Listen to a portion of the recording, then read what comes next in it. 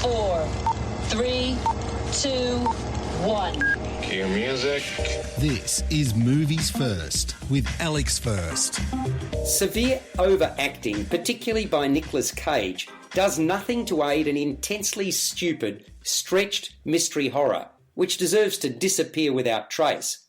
Nathan Gardner, Cage, and his wife Teresa, Jolie Richardson, have made a sea change. The couple, along with their 3 children, a pot-smoking teenage son Benny, Brendan Meyer, a troubled daughter Lavinia, Madeleine Arthur, and scared youngster Jack, Julian Hilliard, have left the city and retreated to rural life. Gardner is pleased about the move, and all seems to be going well, notwithstanding the fact that his wife is still recovering from the psychological effects of cancer.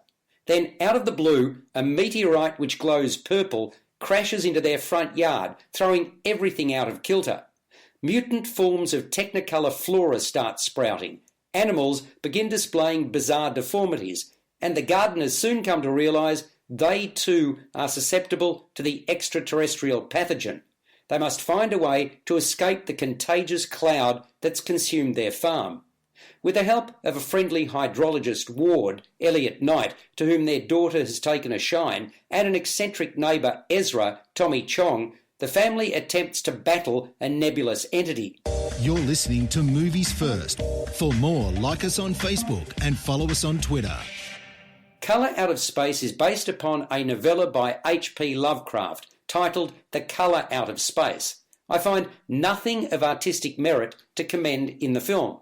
Let's start with a thin premise. Add to that a clunky and increasingly erratic screenplay containing inane cliched dialogue and a surfeit of wooden performances. It became more and more of a mess.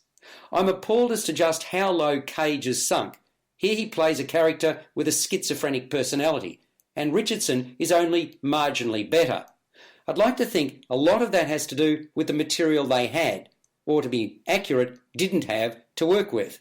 Quite frankly, they should have taken one look at the script and realised it had danger written all over it.